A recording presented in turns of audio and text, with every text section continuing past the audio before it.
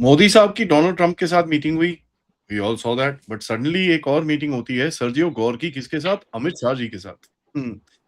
Amongst all the cry which is happening in USA, किसके लिए भाई? एफसीआरए लाइसेंस क्यों कर रहे हो, ये क्यों कर रहे हो? उसके बाद और भी पता नहीं Christian persecution and all sorts of nonsense. ये मीटिंग कहाँ से कहाँ, और अमित शाह जी के बीच में और सर्जियो गौर के बीच में क्या बातें हुई होंगी? आइए बात करते हैं अतिकित भाई से। नमस्कार, जय हिंद, जय Bharat and welcome to Def Talks. नमस्कार आदि भाई। नहीं देखिए, ऑब्वियसली क्या बात हुई है तो we will never come to know, लेकिन वी कैन स्पेकुलेट और we can have some intelligent guess कि किस किस चीज़ के ऊपर पोटेंशियली बात हो सकती है। जितना हमें इस चीज़ के बारे में, इफ यू रिमेंबर कि वैन डाइक जो था ना, जो मिशनरी मर्सनरी था, जो अरेस्ट हुआ था मणिपुर से, if you remember that guy, उसके अरेस्ट होने के बाद जो रिपोर्ट, ओपन सोर्स इंफॉर्मेशन जो आया था मीडिया में, that the US ambassador in India, Sergio Gore, had met the national security advisor.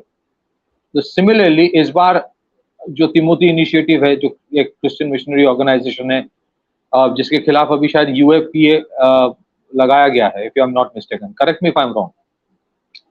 तो यूएपीए जो लगाया गया है, उनके खिलाफ एलिगेशन ये है कि they had disbursed 1000 debit cards, debit card या credit card, I am not, but वो financial cards they had disbursed, और उससे foreign debit card, foreign cards, और उससे 95 करोड़ विथड्रॉ हुआ है।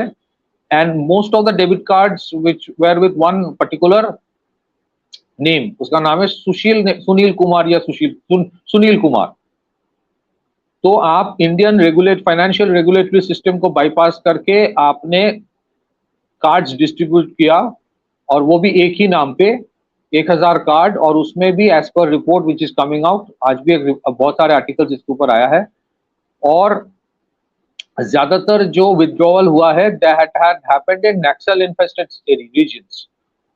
छत्तीसगढ़ में why would money will be withdrawn in areas जहां पे नक्सल का एक टाइम दबदबा था, अभी अब काफी कम हो गया है, एकदम है ही नहीं ऑलमोस्ट, लेकिन वहां पे नाके बराबर भी जहां पे है, वहां पे भी व्हाई आर डिस्ट्रीब्यूटिंग मनी।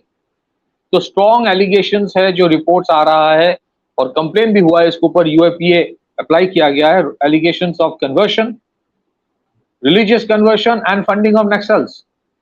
तो इस देश में आप बाहर से पैसा लाके इस देश में फॉल्ट लाइन तैयार करोगे, इस देश में रिलीजियस कन्वर्शन करोगे, इस देश में आप ऐसे सबवर्सिव organizations को फंडिंग दोगे which are banned in India, subversive organizations, these are almost terror organizations। तो जिस ऑर्गेनाइजेशन को आप फंडिंग दे रहे हो, नक्सल ऑर्गेनाइजेशंस को, उसी नक्सल ऑर्गेनाइजेशंस के खिलाफ करीब कम से कम 30-40 साल से भारत ने एक brutal internal battle had been fought, और अब जाके जहां 180 डिस्ट्रिक्ट्स में नक्सलियों का दबदबा था, इन्फ्लुएंस था, जिन लोगों ने एक रेड कॉरिडोर बना लिया था, लिटरली पशुपति टू तिरुपति, मतलब फ्रॉम नेपाल टू आंध्रा, उसको घटा के बहुत जाने गई उसके पीछे, उसको घटा के it less than 5 districts are now affected, और उसमें भी इम्पैक्ट काफी कम हो गया। एंड दैट होल ऑपरेशन, जो पेन्स टेकिंग ऑपरेशन, जो परसिस्टेंट जो सैक्रिफाइसेस जो सेंट्रल पुलिस फोर्सेस का है, खास करके सीआरपीएफ का, उसके साथ आईटीबीपी, बीएसएफ, एसएसबी का भी नाम लेना जरूर चाहिए, और जो स्टेट पुलिस फोर्सेस है, छत्तीसगढ़, महाराष्ट्र, उड़ीसा, तेलंगाना, आंध्र प्रदेश, इन सारे जगहों पे a lot of men in uniform give up their lives to fight the Maoists। और ये जो ऑपरेशन, सक्सेसफुल ऑपरेशन जो हुआ, that has been spearheaded by the Union Home Minister under the guidance of the Prime Minister, it has been spearheaded by the Union Home Minister, जिन्होंने इतने बढ़िया तरह से कोऑर्डिनेशन करवाया among the state and the central agencies। और जिस चीज के ऊपर होम मिनिस्ट्री ने आज कंट्रोल पा लिया, उन ऑर्गेनाइजेशंस को आप फंडिंग दे रहे हो बाहर से, और उसके बाद आप ज्ञान मारोगे कि we are there to protect India if anybody attacks India, और तुम्हें लगता है वो सब ज्ञानबाजी बाहर जब करते हो तो सब बयानबाजी से सब खुश हो जाएंगे। सो देर ये जो दोगलेपन है, it is real, it is apparent. और डैमेज कंट्रोल तो दिख रहा था ना, when the president of United states was speaking, damage control दिख रहा था। But when Marco Rubio goes to missionaries of charity and when you are sending money to see these organizations, तो उनके खिलाफ UAPA लगाया नहीं जाएगा तो क्या किया जाएगा? माला पहना जाएगा? तो UAPA लगाया गया है and then these organizations are funded from abroad। और कौन फंडिंग देता है, इनके पीछे कौन सी एजेंसीज इन्वॉल्व है, सबको पता है। तो ये सब कर रहे हो and invariably government of India is very very serious about FCRA। जिन लोगों ने सोचा था कि बाय 2024 ये सरकार चला जाएगा, अभी मेजॉरिटी ऑन इट्स ओन नहीं है, वो तो किसी तरह एक साल में हम सरकार गिरा देंगे। और यहाँ उनके बैठे चेले चपेटे हर 2 दिन में ये ज्ञान मारता था, बयानबाजी करता था, एक साल भी नहीं टिकेगा सरकार। वो सरकार on its own is getting, already इनकी मेजॉरिटी एनडीए है and it's going to be even more stronger in the coming days. And there have been large number of election, state election, जहां पे इन लोगों ने जीता है, जहां पे भी western media have tried to create a narrative, अरे मेजोरिटेरियनिज्म, हिंदुत्व। इन मूर्खों को पता नहीं है कि वेस्ट बंगाल का रियलिटी क्यों था, क्या था, और क्यों लोगों ने बीजेपी को वोट दिया। Because they have been white washing the sins of Trinamool Congress for a decade. So ये अभी अचानक जाके दे रियलाइज कि इंडियन गवर्नमेंट जो है, the political leadership has become far more stronger than what it was in 2024। इन लोगों ने बांग्लादेश में भी बहुत कुछ कोशिश किया, इन लोगों ने मणिपुर में कोशिश किया। हालांकि आई कीप ऑन सेइंग, और बार बार ये बोलना जरूरी है, India genuinely wants good relation with the West and United States। India has never done anything which harms the American interest। हमारे यहाँ पे कोई रशियन बेस नहीं है जो यहाँ से मिसाइल दाग के बैठे हैं टुवर्ड्स अमेरिका, ऐसा नहीं है।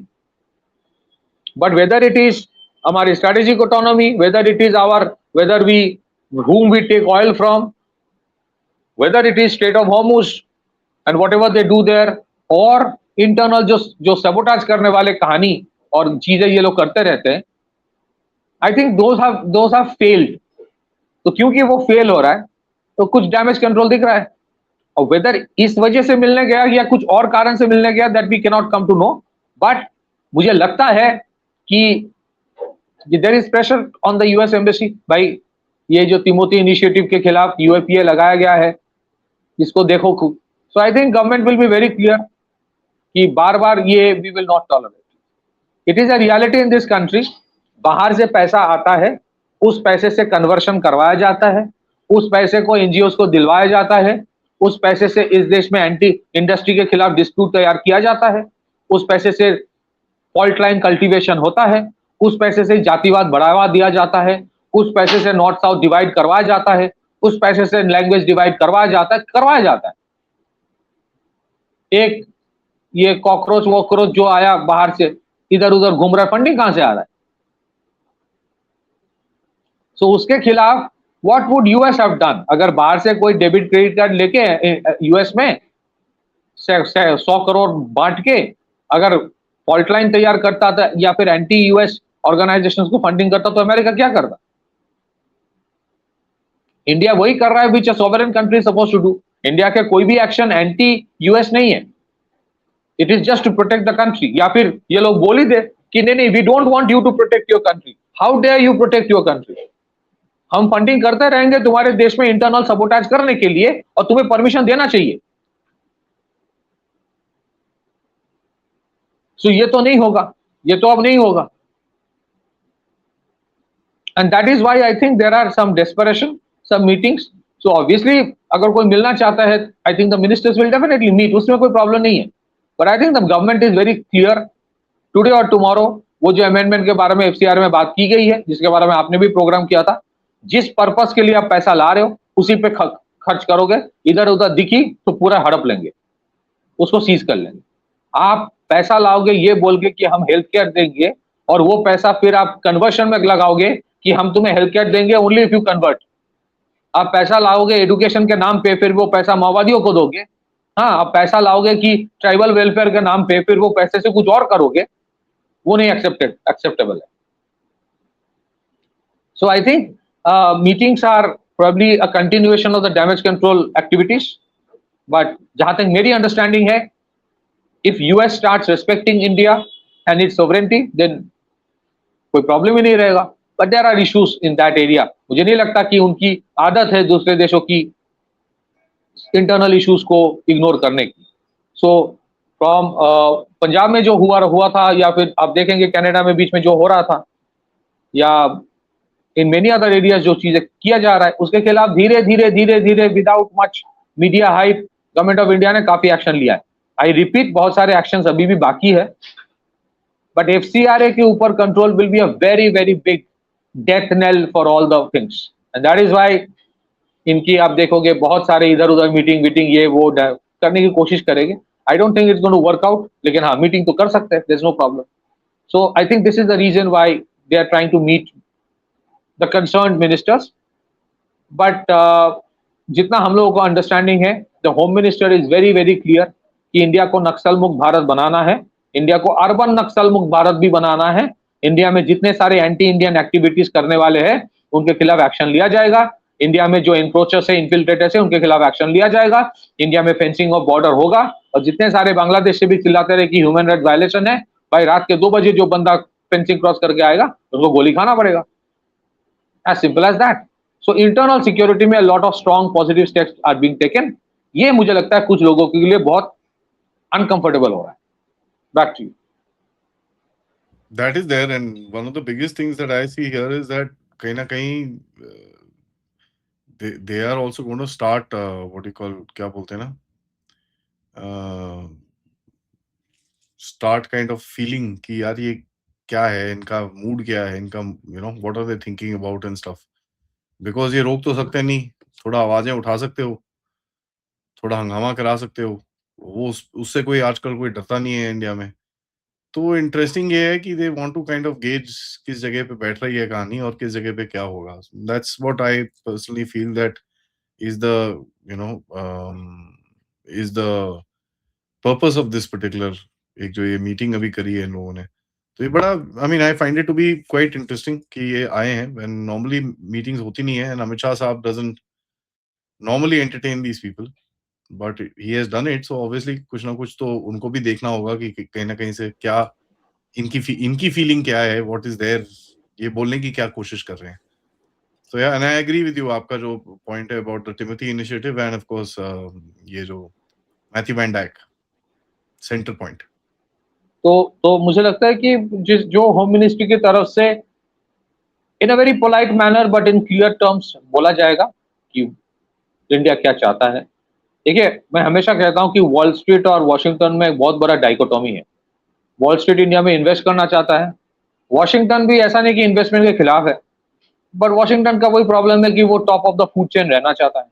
वो चाहते हैं कि बाकी सारे सबसर्विएंट रहे, और उनकी सबसे बड़ी दिक्कत है कि भाई इंडिया इज अ डेमोक्रेसी, उनको तो हमारा एलाई होना था, वो स्ट्रेटेजिक पार्टनर क्यों है? एलाई होना था, हम जहां पे बोलेंगे उनको वहीं जाना था जंग लड़ने, हम जो बोलेंगे उसको करना था. तो ये उनके लिए दिक्कत ये हो रहा है, and that was to certain extent visible in the G7 meeting also, कि आज इंडिया तो सुन नहीं रहा है.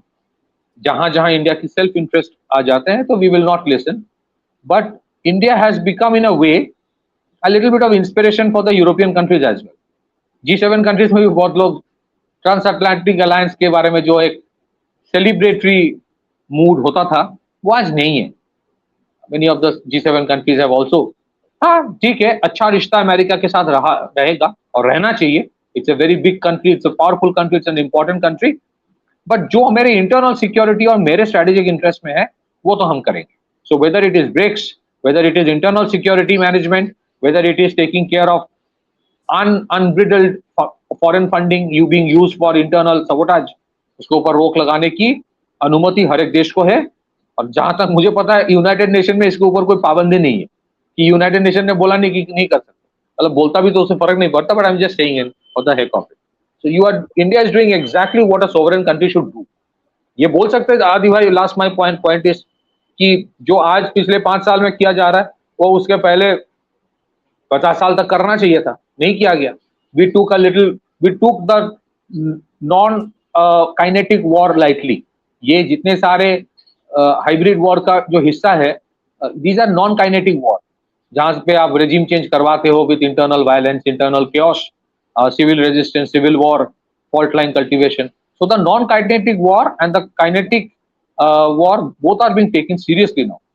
उसके ऊपर बहुत सारे एक्शंस हो रहा है. मुझे ये भी सुनने में आया है कि बहुत सारे government is very very serious now about data sovereignty. जितने सारे बिग टेक कंपनीज है, जो हाइपर स्केलर्स है, जो सारे डेटा दे प्रेफर कि वो क्लाउड में हो, वो फिजिकल डेटा सेंटर्स तैयार करना नहीं चाहते हैं फॉर गवर्नमेंट डेटा. तो lot of clear cut instructions are going to the babus कि भाई keep Indian interest in mind. So things are going. We can discuss that some other day. Back to you. On that note, thank you so much, भाई. सबसे request है video को like करिए, subscribe करिए and share this with your friends and families. And of course अगर आप support करना चाहें चैनल को, please do that. Check out our description, join our groups and we shall see you back with another update. तब तक नमस्कार, जय हिंद, जय भारत.